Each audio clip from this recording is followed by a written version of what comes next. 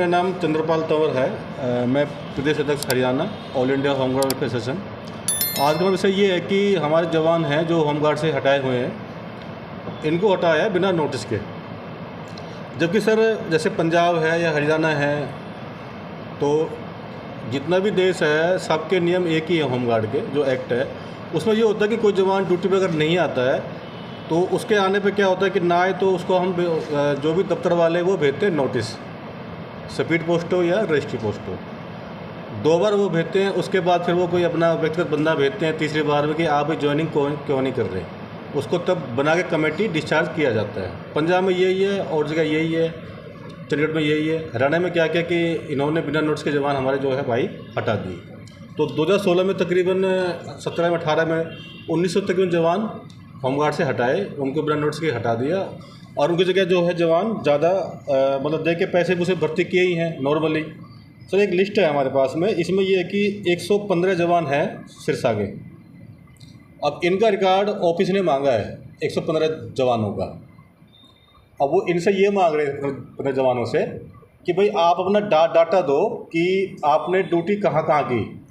लिखा कि भाई सो लिखा जाता है कि 2019 से पहले भर्ती का रिकॉर्ड कार्यालय में नहीं मिल रहा है, इसलिए आप अपना रिकॉर्ड जमा करवाएं ड्यूटी का, भुगतान का, और कोई रिकॉर्ड हो वो व्हाट्सएप नंबर 9728037585 पर दिनांक 30/7/2024 तक भेजें।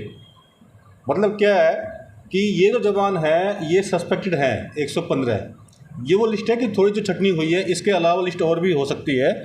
जब इन्होंने डाटा ये मांगा कि भाई जब अगर वो ड्यूटी नहीं की उन्होंने तो डाटा उनसे क्यों मांग रहे हैं? वो जो डाटा है वो तो ऑफिस पास होना चाहिए ना। तो भुगतान तो उन्होंने किया है, वो उल्टा मांग रहे हैं जवानों से कि भाई आपने ड्यूटी कब की, क्यों की, भुगतान कितना किया। वो तो रिकॉर्ड खुद देगा ऑफिस उनको, तो इसलिए जवान भर्ती हैं।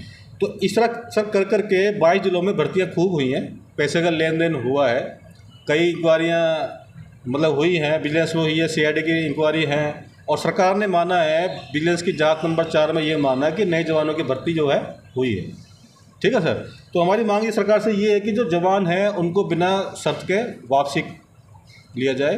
अब ये 2016 से बाहर हैं, कुछ 2017 में निकाले, कुछ 15 में निकाले, कुछ 14 में भी निकाले, जबकि सैलरी नाम मात्र ये बेचारे ड्यूटी करते थे। उसके बाद जब सैलरी बढ़ी थोड़ी बहुत, जिसको हम भत्ता बोलते हैं मानदेय का, तो उसके बाद जब बढ़ी तो फिर वो जवान हटा के नए जवान भर्ती कर लिए। लेन देन सुबह हुआ ही है, काफ़ी जो लोग हैं वो उन पर जाँच चली हुई है सर। ये बात है सर। हरियाणा के कितने जवान ऐसे हैं जिनको बिना कारण से हटाया गया है? सर 1900 जवान हैं तकरीबन जो मतलब हटाए हैं। तो उसमें से जवान काफ़ी वापसी भी आए हैं मतलब, और काफ़ी केस ये जो भाई है विनोद जी हैं हमारे, ये हैं मुकेश जी हैं, ये केस जीते हुए हैं। तो तभी वापसी विभाग में मतलब अभी नहीं लिया गया, तो इन्होंने केस डाला हुआ है कोर्ट ऑफ कंडक्ट का, मतलब कोर्ट में ये है सर। इस विषय पे आपकी सरकार से किसी प्रकार की बातचीत हुई है?